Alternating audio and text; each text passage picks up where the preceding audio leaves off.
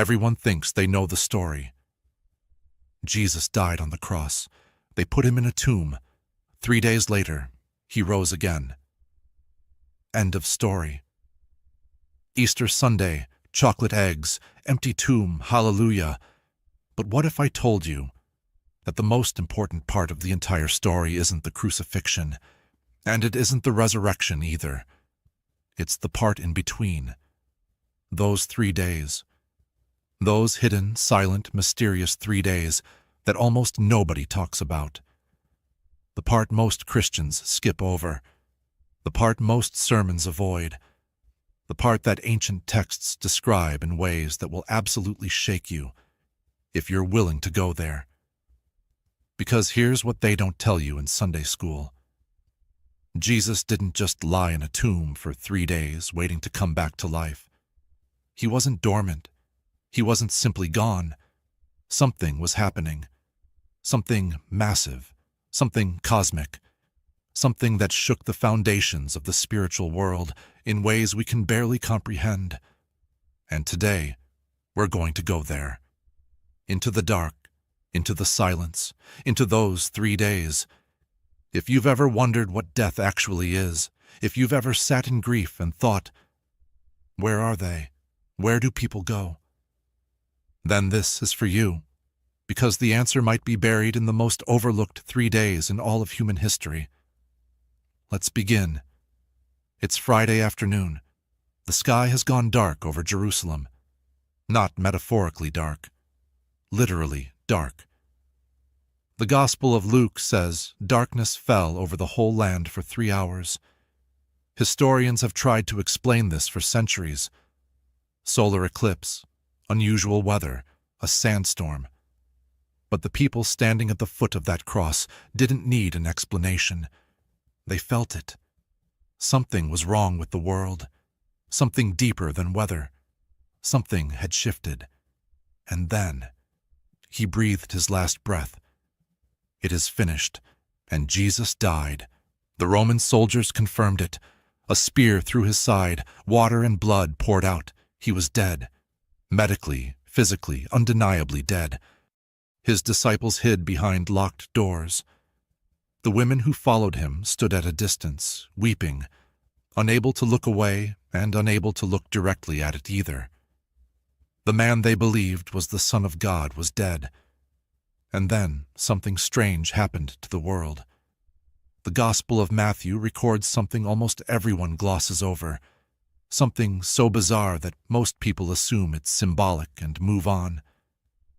The moment Jesus died, the curtain in the temple tore in two, from top to bottom, not from the bottom up, as if something invisible, something enormous, reached down from above and tore it open. And that wasn't all. Matthew says the earth shook, the rocks split, and then, the part that makes scholars uncomfortable, tombs broke open. Bodies of holy people who had died were raised to life. After the resurrection of Jesus, they went into the holy city and appeared to many people. Read that again. Dead people, walking around Jerusalem, appearing to people. What was happening? What had just been set in motion? This is where the story most people know ends.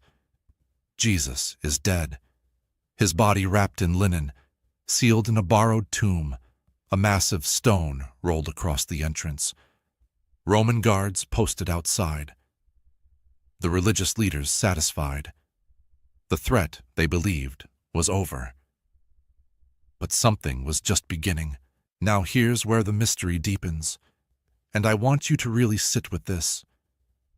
When we say 3 days, what do we actually mean? Jesus was crucified on Friday. He was raised on Sunday morning. By modern counting, that's barely 36 to 40 hours, not even 2 full days.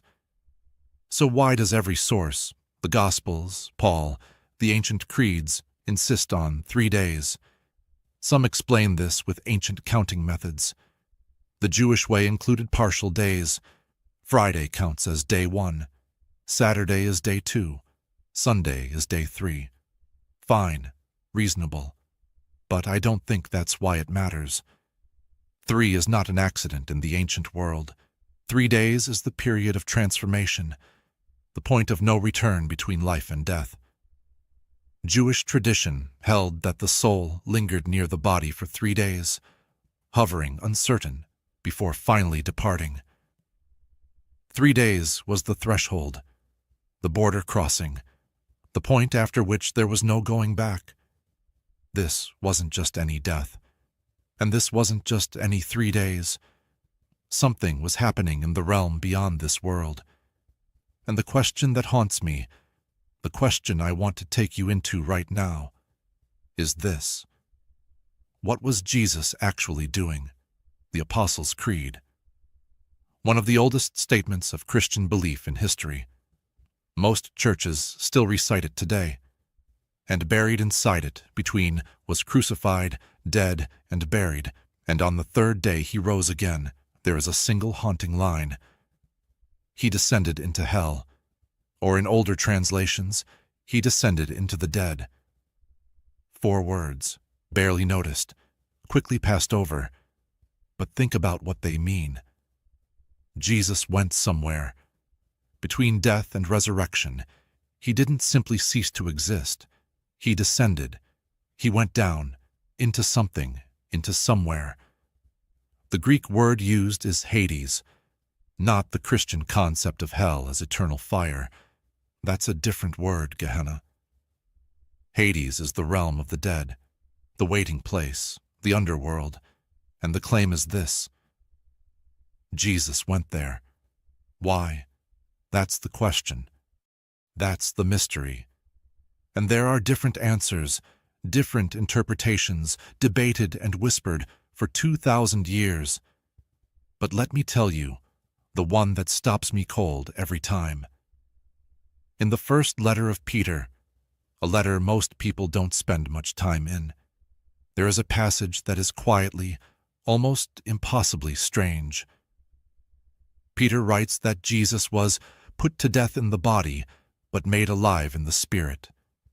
And then, that in that spirit, Jesus went and made proclamation to the imprisoned spirits. Imprisoned spirits, he preached to them, in the realm of the dead. Now stop and let that image form in your mind. The realm of the dead, dark, vast, ancient, a place where souls have been waiting, some for decades, some for centuries, some for millennia, filled with the accumulated dead of all human history. And into that place descends Jesus, not as a victim, not stumbling in as a defeated man, but as a king entering conquered territory, as a warrior stepping onto a battlefield, as someone with every authority to do whatever he came to do. And he begins to speak. Now let me bring in something that most mainstream conversations about Easter completely ignore. In the ancient texts that didn't make it into the official biblical canon, texts like the Gospel of Nicodemus, there is an extraordinary scene. A scene of what happened in the realm of the dead the moment Jesus arrived. The text describes Hades as a place with gates, dark gates, gates of iron, and there is a moment of panic, of chaos, because something is coming that has never come before. The spirits of the dead cry out.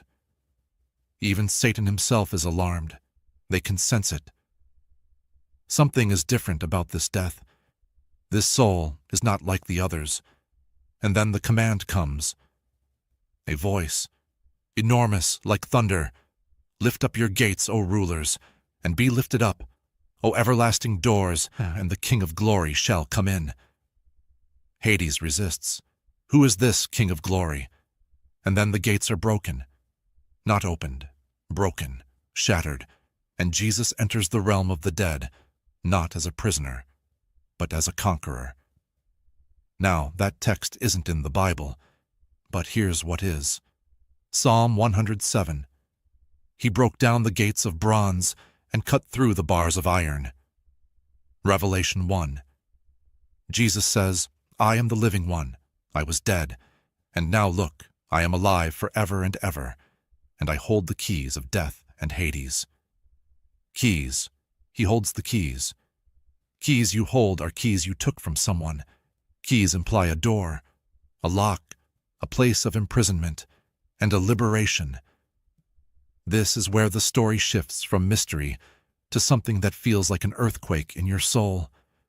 Because every human being who had ever lived had died under the shadow of something. The accumulated weight of every wrong thing humanity had ever done.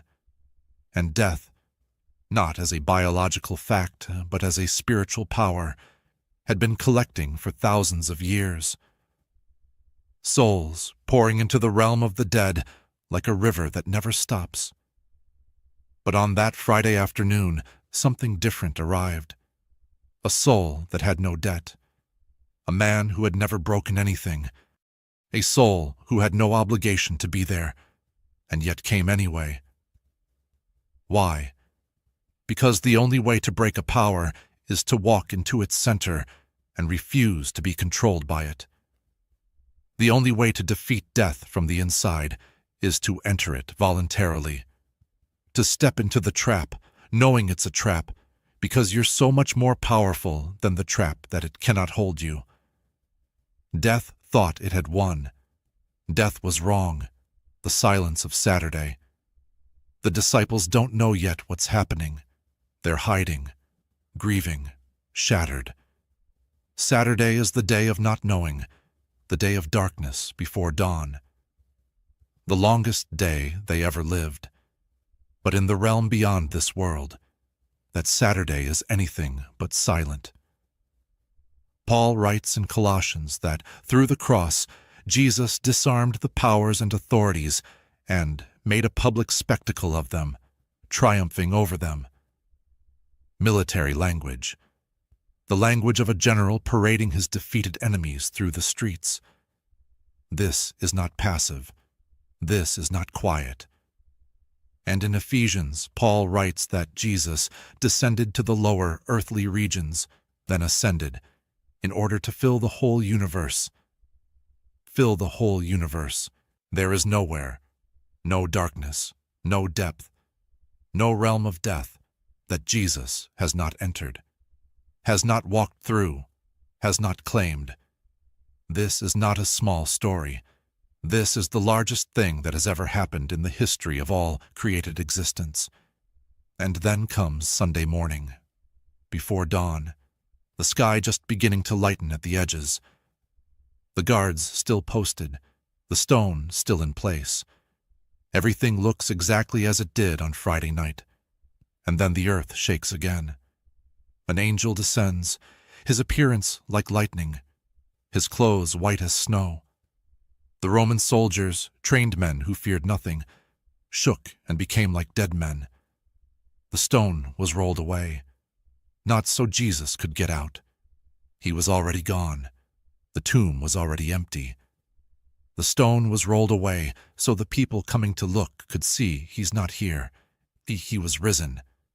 But here's what I need you to understand, the part that breaks me open every time I sit with it.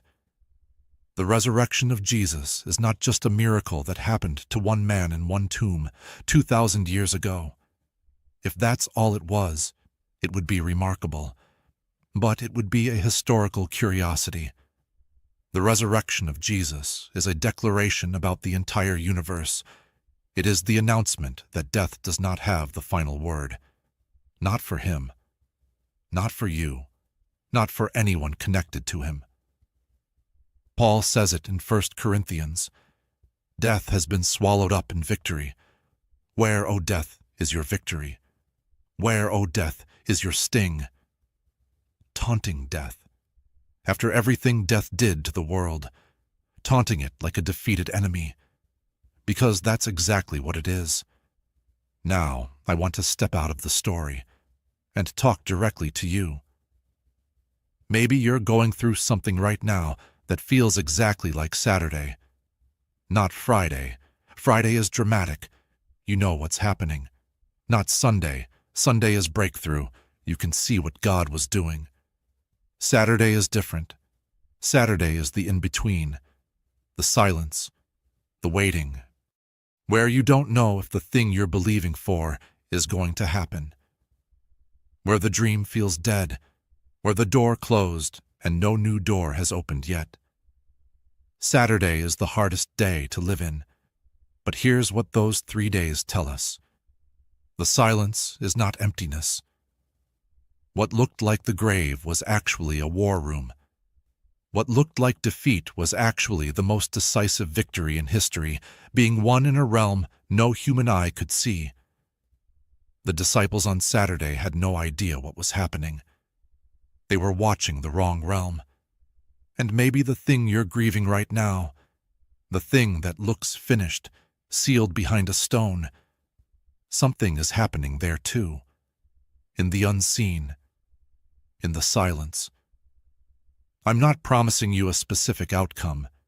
You deserve honesty more than a script. But I am telling you this. The God who walked into death and walked back out is not absent from your Saturday. That God does not sleep. That God does not abandon people in the silence. That God enters the darkest places and refuses to leave empty-handed. So I want to ask you something real. What is the tomb in your life that you've given up on? What is the thing you stopped praying about because it seemed too dead, too sealed, too finished? What is the Saturday you've been living in? Not for 3 days, but for 3 months, or 3 years, because the story of those 3 days is not just ancient history. It's a pattern, a promise hidden inside the most dramatic event in human history, waiting to be found by every person who has ever sat in the silence and wondered if God forgot them. He didn't forget them. He was in the tomb with them. Jesus went into the place that swallows people whole and came back out. He entered the darkness that has no exit and made an exit. He went to the place everyone goes to and no one returns from, and returned. And when he came back, he still bore the wounds of the nails and the spear. Because his victory didn't erase what he suffered, it transformed it. The wounds became proof, the credentials of a man who went through hell, literally, and came back on the other side. That changes something, because if he can take the worst that death could do, absorb every ounce of it and walk out victorious, then nothing in your story is beyond redemption. No wound too deep, no failure too final, no tomb too sealed. He holds the keys, remember? And what was taken from death's hands in those 3 days was you. 2,000 years ago, in a garden tomb outside Jerusalem, in the early morning hours of Easter Sunday, a man who was dead opened his eyes, and the entire universe changed. The equation of human existence was rewritten. The final authority of death was broken. The locked door between this world and God was thrown open. Don't let those 3 days be something you just know about. Let them be something you feel. Let the weight of what happened in that silence land on you. Let the image of Jesus descending into the darkest place that exists, not as a victim, but as a king going to reclaim what was stolen. Let that image stay with you. Because you might be in a dark place right now. You might be in a Saturday. And if you are, the most powerful thing I can tell you is not a strategy or a self-help technique. It's this. The God of those 3 days is the God of your 3 days too. He descended, he fought, he won, he rose, and the invitation, the wildly, impossibly generous invitation, is that his resurrection is not just his, it's yours. If this video moved you, share it. Someone in your life might be in their own Saturday right now. Someone who needs to hear that the silence is not emptiness, that the tomb is not the end. And in the comments, tell me, what is your Saturday? What are you waiting for? What have you almost given up on? You don't have to be religious to feel the pull of this story. You just have to be human. You just have to have loved something. You just have to have felt the weight of silence.